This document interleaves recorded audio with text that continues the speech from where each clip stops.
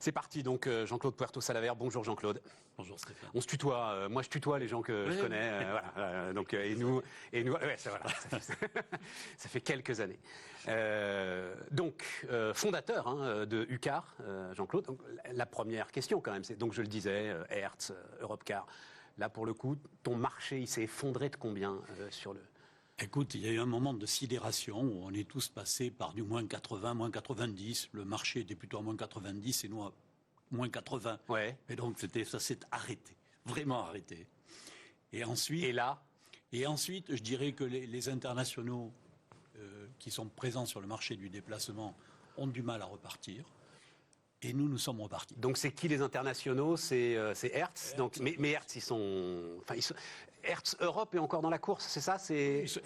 Bien sûr. Ils sont mis sous la protection de la justice américaine. Ouais, voilà, c'est ça. Ouais. Mais ils sont encore dans la course. Ils sont encore dans la course, mais dès l'instant où les aéroports sont fermés, mais c'est ça. Il y a le problème dans les gares, évidemment, leur marché a beaucoup diminué. Et donc ils sont en baisse de chiffre d'affaires encore aujourd'hui tout à fait importante, alors que nous avons rejoint les chiffres de 2019. Non. Sur juillet-août, on a rejoint les chiffres de 2019. On est sur la dernière semaine, on est même un peu en avance. Mais ça, grâce aux vacances ? Non, pas grâce aux vacances, parce qu'on n'est pas sur le même marché. Mais ça fait 20 ans que je te raconte cette histoire-là, Stéphane. Vas-y, raconte. On est sur le marché de la proximité, la location de proximité, la location de déplacement. Ce sont deux marchés bien différents. Et dès lors que la vie reprend, la vie économique reprend, la vie économique dans la proximité reprend, on a besoin de location de voitures et on loue des voitures. C'est pour ça qu'on est reparti beaucoup plus vite. Hein, et nos deux secteurs, dans cette occasion extraordinaire, nos deux secteurs marquent leur grande différence. Entre eux, ce que tu appelles la location de proximité, mais cette location de proximité, elle est... je veux dire, c'est des locations de proximité pour une journée, c'est plus longtemps que ça, on prend une voiture pour une semaine la location de déplacement, c'est quelqu'un qui arrive dans un aéroport et qui loue une voiture, ouais. Ou dans une gare. Ouais. La location de proximité, c'est j'ai une petite voiture, j'ai besoin d'une grosse voiture pour le week-end, je vais louer une grosse voiture pour le week-end. C'est ça. Où je suis une entreprise, j'ai besoin d'envoyer des commerciaux en province, je vais louer une voiture pour 3 jours. Donc c'est ça la location de proximité, elle ne fait pas suite à un déplacement. Bon, d'accord, je comprends et je respecte. Comme ça, moi, spontanément, j'y vois pas une différence fondamentale, mais visiblement, il y a preuve ton business model qui... La preuve, quand on a de telles différences, c'est bien que les business models fonctionnent différemment. La location de proximité, c'est un épicier de proximité. D'accord, ça veut dire qu'en fait, c'est des clients récurrents, c'est ça, le truc que tu retrouves régulièrement? Des clients récurrents, ce sont dans les entreprises des artisans, des commerçants, des PME locales.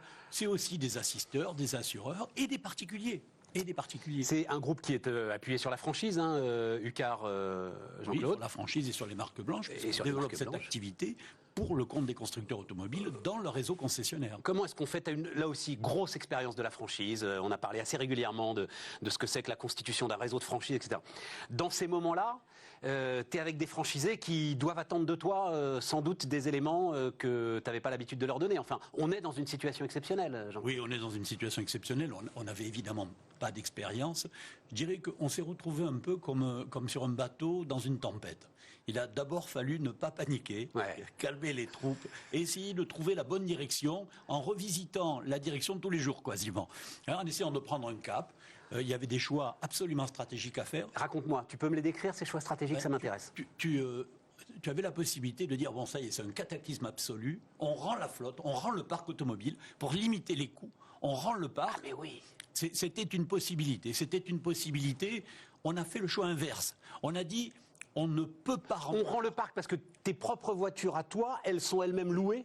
Oui, elles sont à des gros loueurs et à des voilà, c'est ça, à des énormes structures. Elles représentent une charge. Ouais, voilà, bien sûr. On arrête la charge. La charge. C'était une hypothèse pour cette période où on n'a pas de chiffre d'affaires. Donc, si on n'a pas de chiffre d'affaires, arrêtons de payer des charges. Mais c'était une décision qu'on n'a pas prise. On a dit attendons que ça passe et gardons la flotte, gardons le parc pour le moment où les clients vont revenir. Et oui, c'est ça. Et oui, parce que sans ça, si tu veux, on avait la certitude de faire de grosses pertes au moment du confinement, et on aurait eu la certitude de continuer à perdre de l'argent, faute d'avoir les voitures, après le confinement. Donc il a fallu prendre la décision. Ouais, mais il faut s'accrocher, parce qu'au moment où tu la prends, la décision, tu n'as aucune visibilité. Tu ne sais pas s'il ne va pas durer 3 mois, ce confinement. Tu fais un pari, tu dis de toute façon, dans une hypothèse, je suis certain d'être mort. Ouais, dans l'autre hypothèse, je ne vais pas avoir une chance de vivre. Donc on fait le choix de garder les bagnoles. On en sourit maintenant, mais Dieu. C'est quelques dizaines de millions qui oui. Tu comprends, hein. Donc on fait le choix de garder les voitures, et à un moment donné, juin, juillet, août, on voit les clients réapparaître. On voit les clients revenir. Ouf. Oui. Et là, comment ça se passe? On se communique, on se téléphone, c'est des messages sans arrêt entre les différents franchisés, entre le premier qui a revu 2 clients, qui prévient tout le réseau, ça y est, ils reviennent. Si tu veux, ça a posé la question. Immédiatement, on a mis en place un protocole sanitaire pour que la location de voiture, l'acte de location ne soit pas dangereux. Ouais. Hein, donc ça a été la première chose. Et puis ensuite, on a vu, fort de ce protocole sanitaire, des franchisés, des agences, se remettre au boulot. Ouais. Après la sidération, ils sont revenus au boulot. Ils disent, mais on a de la demande. Ouais. Il faut qu'on serve cette demande-là. Et puis à un moment donné, on a décidé de mettre nos voitures à la disposition du personnel soignant, gratuitement. Donc il fallait bien qu'il y ait quelqu'un pour les servir à ce moment-là. Donc on s'est dit, on a les voitures, elles servent ça te ressemble, ça alors. Elles servent à rien. Elles servent à rien autant qu'elles servent à des gens qui en ont besoin. Et donc on a envoyé ce message-là qui, je pense, est extrêmement utile au personnel soignant. Donc si tu veux, et c'est pas mal parce que ça maintient l'ensemble du réseau en tension, les gars boss, etc. Exactement. Mais à ce moment-là, protégé par le chômage partiel quand même. Alors, protégé en partie, par le chômage partiel, qui a été une bonne mesure, une mesure indispensable. Oui, mais ce que je veux dire, parce que ça c'est très important, on n'en a pas assez parlé. À un moment, sortir du chômage partiel, vous savez que vous ne pourrez pas y retourner. Donc c'est aussi quand même un petit saut dans le vide quand l'activité reprend. Ouais. Il faut faire ce choix-là, il faut faire ce pari sur l'activité. Il faut faire ce choix-là, et là, évidemment, en regardant l'orientation du marché, l'évolution du marché, à un moment donné, tu dis, allez, stop, on en sort. Ouais. Prêt garanti d'État aussi ? Prêt garanti d'État, on a pris cette précaution parce qu'il fallait financer cette absence de chiffre d'affaires pendant quelques semaines. Donc on a pris le prêt garanti, qui là aussi me semble être une bonne mesure. Mais bien sûr, mais j'ai pas dit le contraire. Pour une entreprise qui était dans une situation saine, elle va pouvoir rembourser rapidement son prêt. Mais d'ailleurs, parce qu'on a vu hier, parce que énormément en fait d'entreprises n'y ont pas touché. L'ont pris par précaution, mais en fait, il est encore là et ils n'y ont pas touché. C'est ton cas, Jean-Claude ? Oui, voilà, c'est ça. Et oui, mais si tu veux, est-ce que tu peux me dire ce que sera septembre, octobre, novembre, décembre ? On ne le sait pas. On ne le sait pas. Et si on devait affronter un nouveau confinement, par exemple, et en juillet, août, ce n'était pas une hypothèse, mais aujourd'hui, on ne peut pas totalement l'exclure.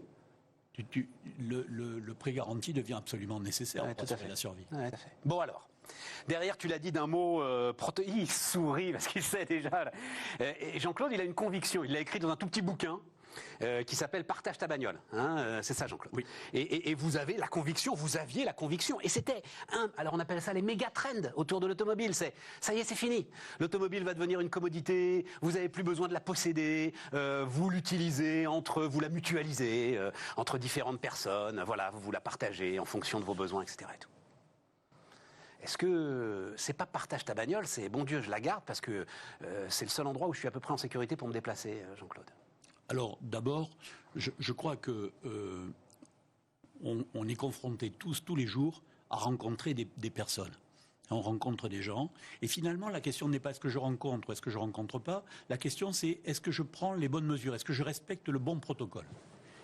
Il en va exactement de même pour la location de voiture ou pour le partage. Est-ce que j'ai bien fait ce qu'il fallait pour pouvoir partager dans de bonnes conditions ? Donc le sujet du Covid n'est pas un sujet qui va freiner le partage automobile, c'est un sujet qui va l'accélérer. Parce qu'on sait prendre des précautions. Oui, mais moi, je vais prendre les précautions qu'il faut quand je vais rendre la voiture.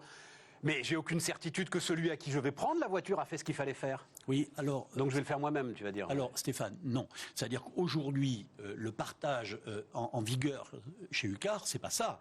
C'est un particulier amène sa voiture, Ouais, ça il passe va par le réseau. partager, Ouais. et il va passer par le réseau qui va appliquer sur la voiture du particulier Tous les protocoles qui est sur nécessaires. ses voitures. D'accord. Donc il n'y a pas de risque particulier. Il n'y a pas de risque particulier. Et au contraire, on peut quand même imaginer, et tu es bien placé pour l'imaginer mieux que beaucoup d'autres, la crise sociale qui va aller derrière la crise économique va être très importante. On voit bien des licenciements. On verra. Non, mais en tous les cas, si c'était le cas, ça sera un enjeu de pouvoir partager la voiture, d'obtenir les revenus du partage. Ça sera un enjeu pour conserver la voiture, Oui. pour conserver sa voiture individuelle. Oui, je comprends. Les 100 euros, 150 euros que je vais obtenir du partage, c'est eux qui me permettront de garder ma voiture. Alors, attends, je veux juste qu'on explique bien, parce que vous comprenez bien la mécanique que met en place Jean-Claude. C'est-à-dire, vous avez une voiture, c'est votre voiture récente, t'insistes beaucoup là-dessus, parce que c'est un moyen justement de renouveler le parc. Oui, voilà. Et c'est une sécurité, on ne peut pas partager des voitures qui sont trop anciennes. Et quoi, 2, 3, 4 jours par semaine, par mois, ouais, tu penses par mois, vous la mettez à disposition du réseau UCAR, Oui. qui se fait fort de la louer et de payer et de la rentabiliser, voilà, de la rentabiliser. Et d'offrir un revenu à cette voiture. Mais tu sais, ça sera absolument nécessaire juste pour rembourser le crédit automobile. Ouais. Hein? Donc je garde ou je garde pas ma voiture, c'est ça l'enjeu. Et je crois que grâce au revenu du partage, on pourra offrir la possibilité de conserver sa voiture, voire d'en acquérir une autre. La leçon que tu tires de cette épreuve unique quand même, hein, tu as une longue carrière, Jean-Claude. Je crois. On est nombreux à être surpris. Ouais, voilà. Hein, non, mais il faut le dire de temps en temps. On n'a jamais vu ça. C'est un truc de dingue. La leçon que tu en retires. Je vais dire deux choses complètement différentes. Un, il y a des métiers qui nécessitent des fonds propres. La location en fait partie. Quand à cause de la financiarisation, on a voulu maximiser le rendement des actions. On a des fonds propres très, très, très limités. On n'est plus capable de subir un choc. Jean-Claude, est-ce qu'on peut aller encore plus loin ? Toutes les activités ont besoin de fonds propres. Je te parle de la location de voiture. Oui, mais t'es un entrepreneur. Message, il veut faire un monument aux entrepreneurs depuis 10 ans. Message, tiens, regarde là, message aux entrepreneurs. Regarde la caméra qui est là. Oui, vous avez besoin de fonds propres, bon Dieu. Oui, voilà. Il faut qu'on bosse, il nous faut notre capacité entrepreneuriale, plus des fonds propres. Voilà. Plus des fonds propres. Voilà. Et deuxièmement, et ça n'a rien à voir, je crois qu'on va devoir choisir entre un monde individualiste, un monde de repli sur soi ou un monde de solidarité. Et je crois que le partage, mais on va le retrouver dans plein d'autres domaines, c'est un peu comme les fonds propres. Est-ce que la solidarité va devoir être une nouvelle manière de vivre ? J'en suis absolument convaincu. Il s'est passé des choses. On a beaucoup raconté la grande distribution, etc. Et tout, tu vois, la mobilisation dans la grande distribution. Enfin, je l'ai déjà beaucoup dit parce que j'ai eu la chance de pouvoir discuter avec certaines des grands groupes. Les mecs eux-mêmes n'en reviennent pas de ce qu'ils ont réussi à faire. Et le sujet, c'est maintenir les acquis de cette mobilisation, de ce partage, de ce qu'ils ont fait ensemble. Voilà. Oui. Et c'est ça le sujet pour toi aussi. C'est le sujet. Voilà, c'est le sujet. Oui. Jean-Claude Puerto Salaver était notre premier invité sur Bismarck.